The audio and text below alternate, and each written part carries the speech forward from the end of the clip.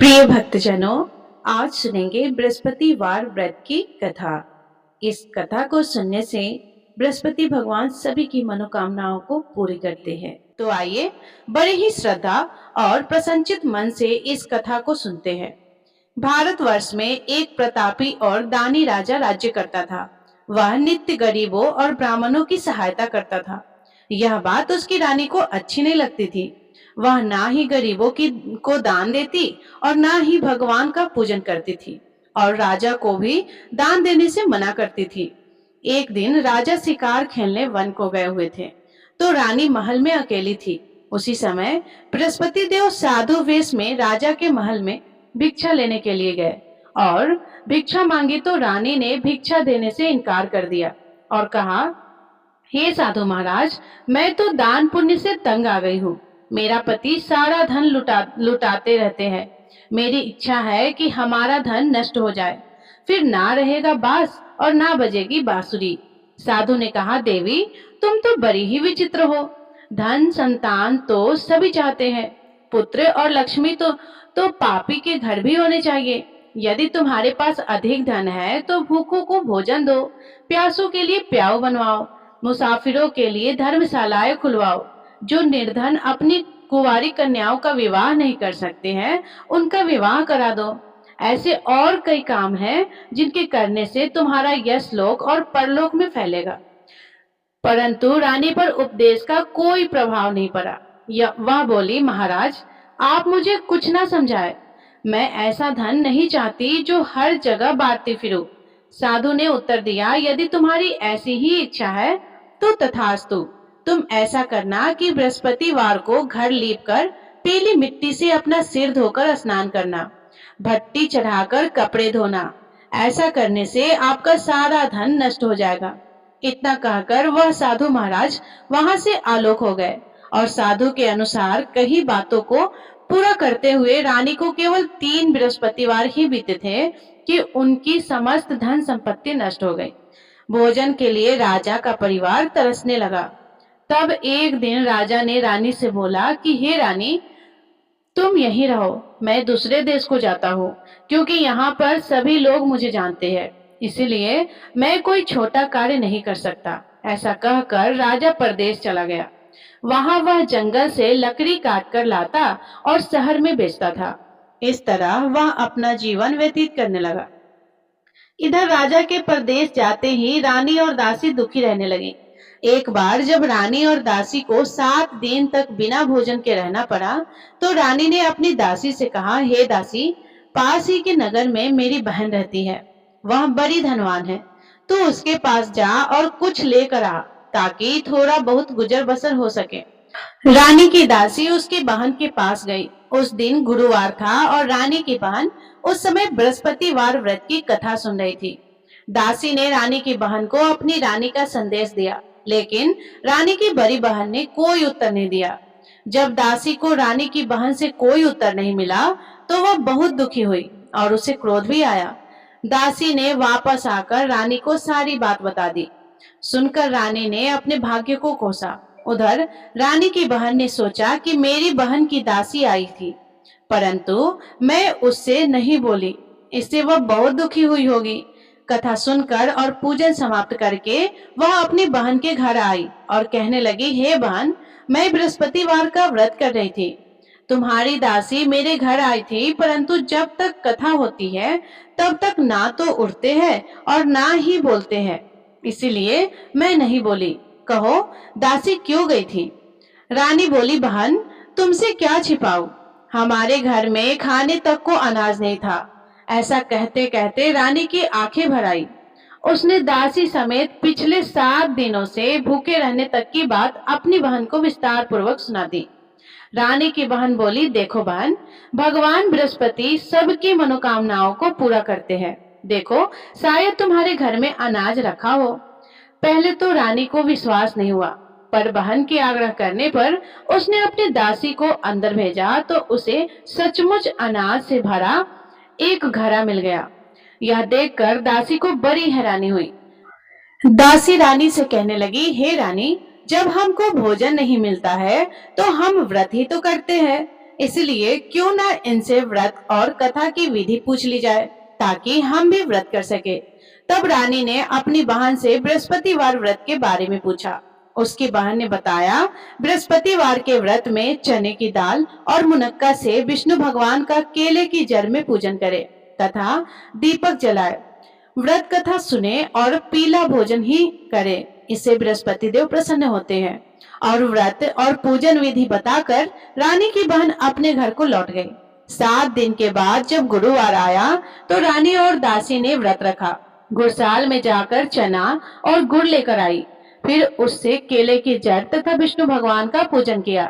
अब पीला भोजन कहाँ से आए, इस बात को लेकर दोनों बहुत दुखी थी, क्योंकि उन्होंने व्रत रखा था, इसीलिए बृहस्पति देव उनसे प्रसन्न थे।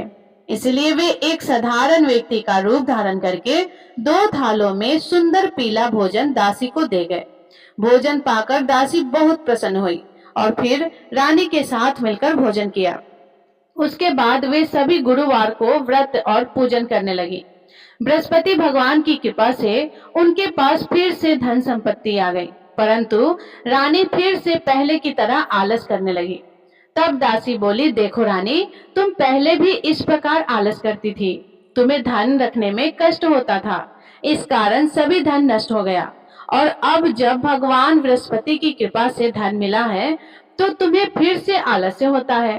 रानी को समझाते हुए दासी कहती है कि बड़ी मुसीबतों के बाद हमने यह धन पाया है, इसीलिए हमें दान पुण्य करना चाहिए, भूखे मनुष्यों को भोजन कराना चाहिए और धन को शुभ कार्यों में खर्च करना चाहिए, जिससे तुम्हारे कुल का यश बढ़ेगा, स्वर्ग की प्राप्ति होगी और पितृ प्रसन्न होंगे।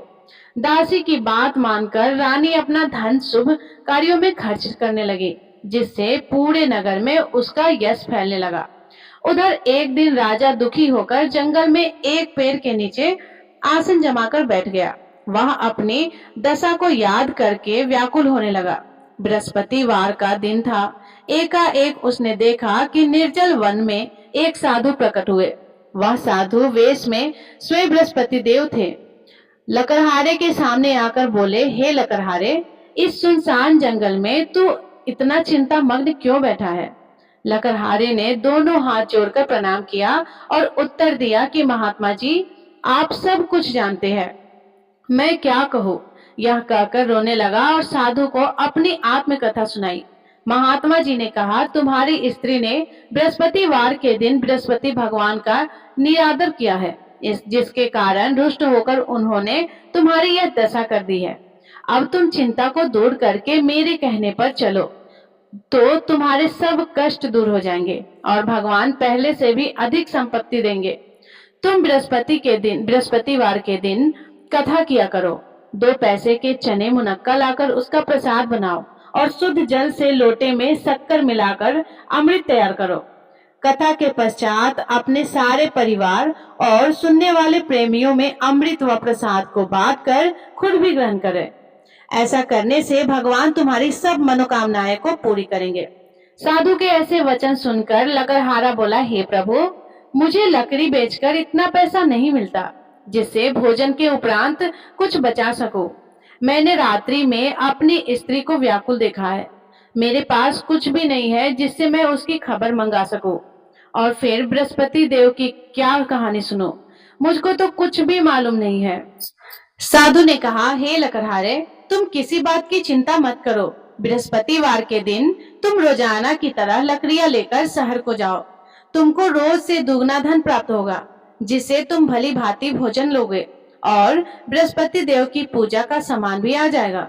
बृहस्पति देव की कथा इस प्रकार है, सुनो। प्राचीन काल में एक ब्राह्मण रहता था। वह बहुत निर्धन था। उसकी कोई संतान नहीं थी। उसकी स्त्री बहुत मलिनता के साथ रहती थी। वह स्नान नहीं करती थी, किसी देवताओं का पूजन नहीं करती थी। इससे ब्राह्मण देवता बड़े दुखी रहते थे।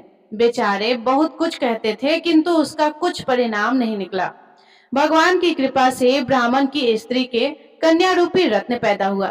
कन्या बड़ी होने पर प्रातः स्नान करके विष्णु भगवान का जाप और बृहस्पतिवार का व्रत करने लगी। अपने पूजन पाठ को समाप्त करके विद्यालय जाती तो अपनी मुट्ठी में जौ भर के ले आती और पाठशाला के मार्ग में डालती जाती। तब यह जौ स्वर्ण के हो जाते, तो लौटते समय उनको बीनकर घर ले आती। एक दिन वह बालिका सूप में उस सोने के जौ को फटक कर साफ कर रही थी कि उसके पिता ने देख लिया और कहा, हे बेटी, सोने की जौ के लिए सोने का सूप भी होना चाहिए। दूसरे दिन बृहस्पतिवार था। इस कन्या ने व्रत रखा और बृहस्पति देव से प्रार्थना करके कहा, मैंने आपकी पूजा सच्चे मन से की है, तो मेरे लिए सोने का सूप दे दो। बृहस्पति देव ने उसकी प्रार्थना स्वीकार कर ली। रोजाना की तरह वह कन्या जौ फैलाती हुई जाने लगी। जब लौटकर जौ बीन रही थी, तो बृहस्पति देव की कृपा से सोने का सूप मिला। उसे वह घर ले आई और उसमें जौ साफ करने लगी, परंतु उसकी माँ का वही ढंग रहा। एक दिन की बात है कि वह कन्या सोने के सूप में जौ साफ कर रही थी। उस समय उस शहर का राजपुत्र वहां से होकर निकला। इस कन्या के रूप और कार्य को देखकर मोहित हो गया और अपने घर आकर भोजन और जल त्याग कर उदास होकर लेट गया। राजा को इस बात का पता लगा तो अपने प्रधानमंत्री के साथ उसके पास गए और बोले, हे बेटा, तुम्हें किस बात का कष्ट है? किसी ने तुम्हारा अपमान किया है अथवा और कोई कारण हो, सो कहो, मैं वही कार्य करूंगा जिससे तुम्हें प्रसन्नता हो। अपने पिता की राजकुमार ने बातें सुनी तो वह बोला, मुझे आपकी कृपा से किसी बात का दुख नहीं है, किसी ने मेरा अपमान भी नहीं किया है, परंतु मैं उस लड़की से विवाह करना चाहता हूँ जो सोने के सूप में जौ साफ कर रही थी। यह सुनकर राजा आश्चर्य में पड़ गया और बोला, हे बेटा, इस तरह की कन्या का पता तुम ही लगाओ, मैं उसके साथ तेरा विवाह अवश्य ही करवा दूंगा। राजकुमार ने उस लड़की के घर का पता बताया। तब मंत्री उस लड़की के घर गए और ब्राह्मण देवता को सभी हाल बताया। ब्राह्मण देवता राजकुमार के साथ अपनी कन्या का विवाह करने के लिए तैयार हो गया तथा विधि विधान के अनुसार ब्राह्मण की कन्या का विवाह राजकुमार के साथ हो गया। कन्या के घर से जाते ही पहले की भांति उस ब्राह्मण देवता के घर में गरीबी का निवास हो गया। अब भोजन के लिए भी अन्न बड़ी मुश्किल से मिलता था। एक दिन दुखी होकर ब्राह्मण देवता अपनी पुत्री के पास गए। बेटी ने पिता की दुखी अवस्था को देखा और अपनी माँ का हाल पूछा। तब ब्राह्मण ने भी सभी हाल कह दिया। कन्या ने बहुत सा धन देकर अपने पिता को विदा कर दिया। इस तरह ब्राह्मण का कुछ समय सुखपूर्वक व्यतीत हुआ। कुछ दिन के बाद फिर वही हालत हो गया। ब्राह्मण फिर अपनी कन्या के यहाँ गया और सारा हाल कहा तो लड़की बोली, हे पिताजी, आप माता जी को यहाँ ले आओ, मैं उन्हें विधि बता दूंगी जिससे उनकी गरीबी दूर हो जाए। वह ब्राह्मण देवता अपनी स्त्री को साथ लेकर पहुंचे तो अपनी माँ को समझाने लगी कि हे माँ, तुम प्रातः काल प्रथम स्नान आदि करके विष्णु भगवान का पूजन करो तो सब दरिद्रता दूर हो जाएगी।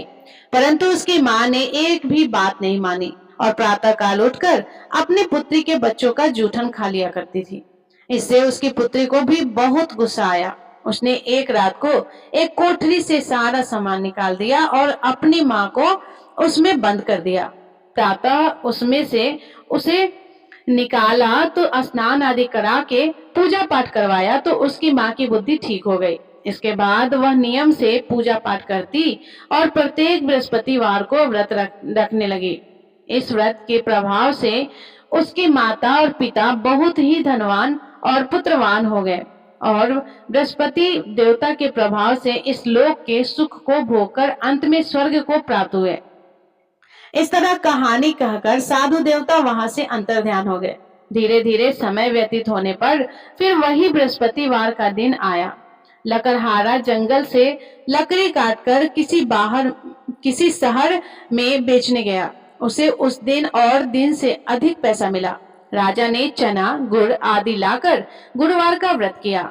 उस दिन से उसके सभी क्लेश दूर हो गए। परंतु जब दोबारा गुरुवार का दिन आया तो बृहस्पतिवार का व्रत करना भूल गया। इस कारण बृहस्पति भगवान नाराज हो गए।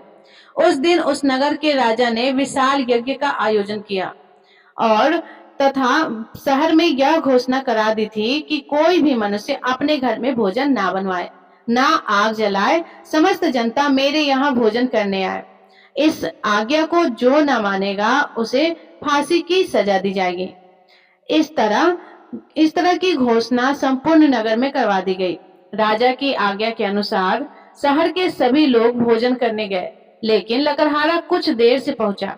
इसलिए राजा उसको अपने साथ घर लेकर गए और ले जाकर भोजन करा रहे थे, तो रानी की दृष्टि उस खूंटी पर पड़ी जिस पर उसका हार लटका हुआ था। वह वहां पर दिखाई नहीं दिया। रानी ने निश्चय किया कि मेरा हार इस मनुष्य ने चुरा लिया है। उसी समय सिपाहियों को बुलाकर उसको कारागार में डलवा दिया।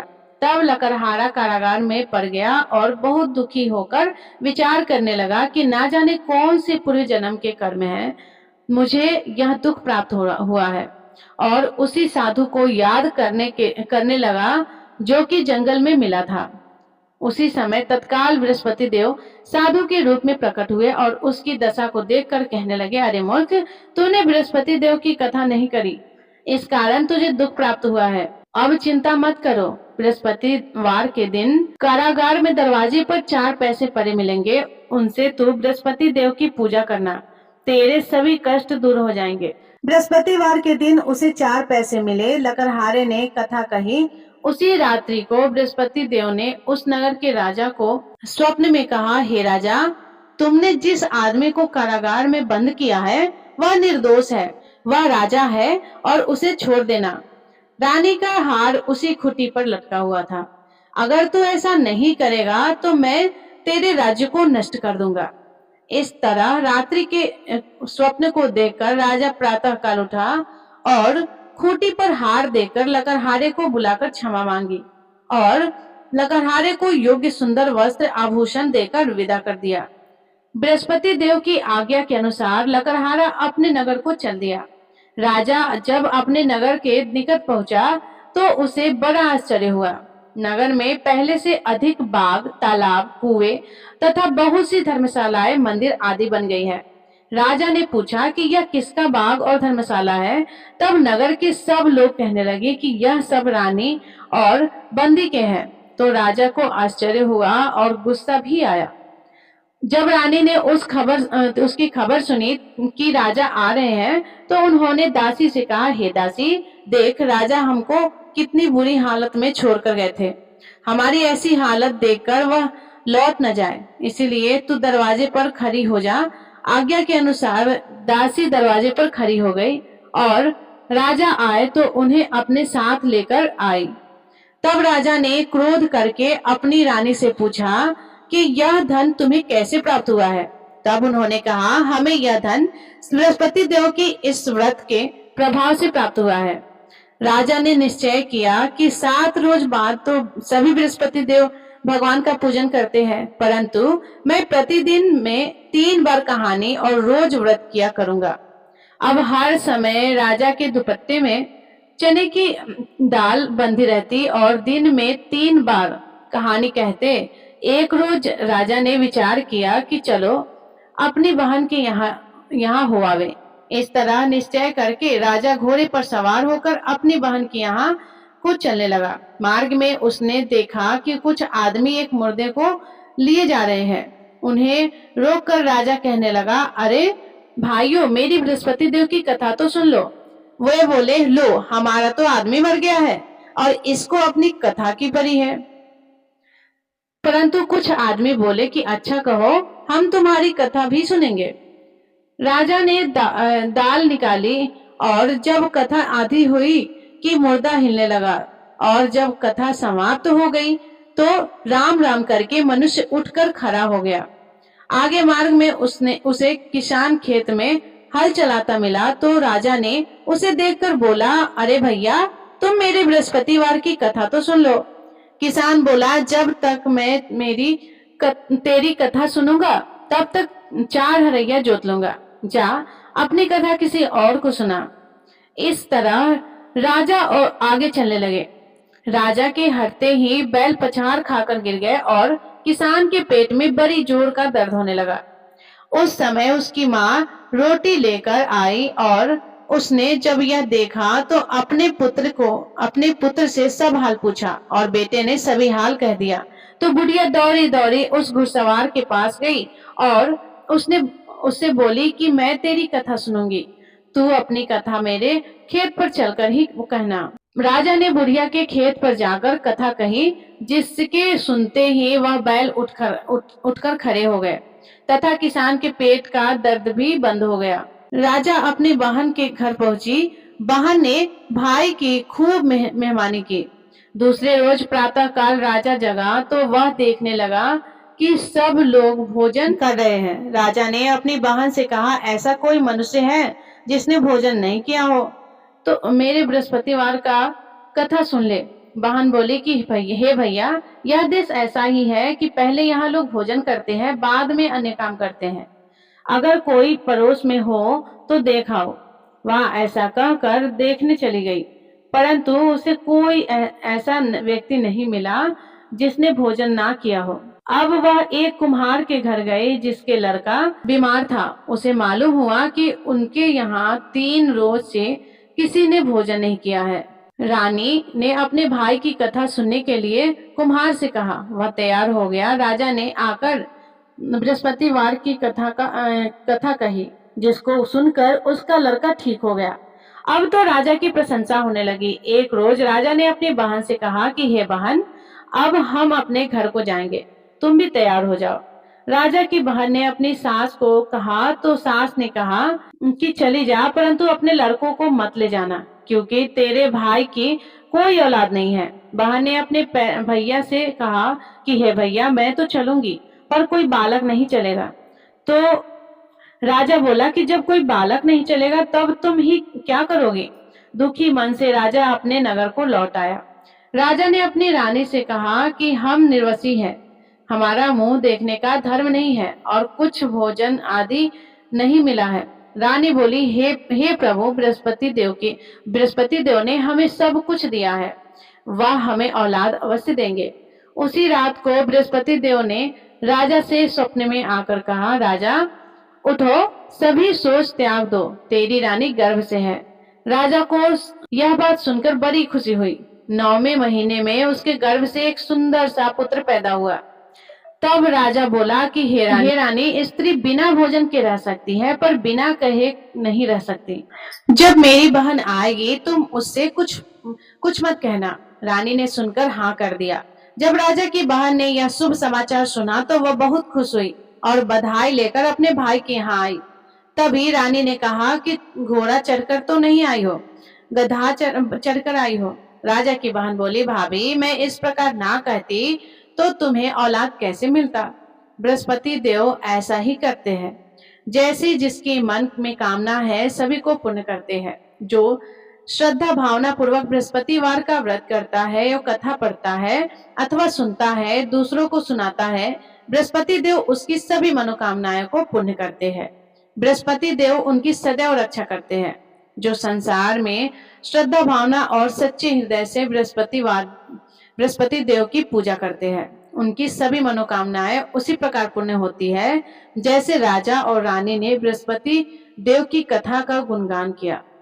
उसकी सभी इच्छाएं बृहस्पति देव ने पूर्ण की। मनुष्य को हृदय से उनका मनन करते हुए जयकारा करना चाहिए। तो प्रेम से बोलिए, बृहस्पति भगवान की जय, विष्णु भगवान की जय, समस्त देवी देवताओं की जय। प्रिय श्रोताओं, अब आप भगवान बृहस्पति देव की आरती का श्रवण करें। ओम जय बृहस्पति देवा, स्वामी जय बृहस्पति देवा, छिनी छिनी भोग लगाओ, कदली फल मेवा। ओम जय बृहस्पति देवा, तुम पूर्ण परमात्मा, तुम अंतर्यामी, जगत पिता जगदीश्वर, तुम सबके स्वामी। ओम जय बृहस्पति देवा, चरणामृत निज निर्मल, सब पात के हरता, सकल मनोरथ दायक, कृपा करो भरता।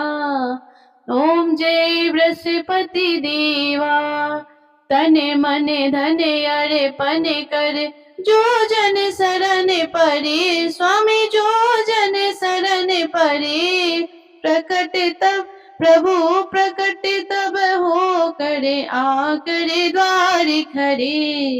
ओम जय बृहस्पति देवा दीन दयाल दयानिधि भक्तन हितकारी स्वामी भक्तन हितकारी पाप दोष सब हरता भव बंधन हारी ओम जय बृहस्पति देवा सकल मनोरथ दायक सब संशय तारो विषय विकार मिटाऊ संतन सुखकारी ओम जय बृहस्पति देवा जो कोई आरती तेरी प्रेम सहित गावे ज्येष्ठ आनंद बंद सो निश्चय ही फल पावे ओम जय बृहस्पति देवा ओम जय बृहस्पति देवा स्वामी जय बृहस्पति देवा